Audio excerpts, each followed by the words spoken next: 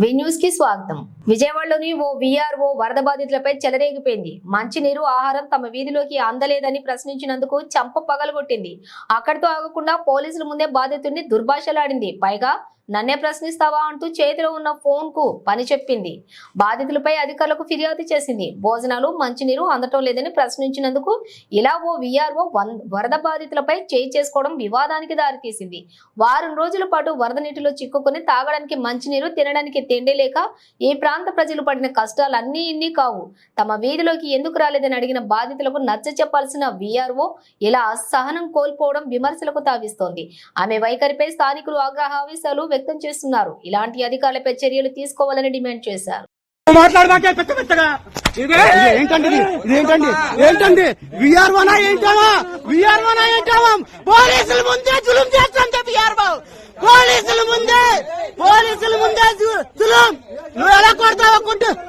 ఎలా కొడతారు? కొట్టండి. చెయ్యెత్తుతే ఆడామాయి కూడా చెయ్యెత్తుతుంది. వీఆర్ఓ ప్రజల ముందు అసలు ఎంత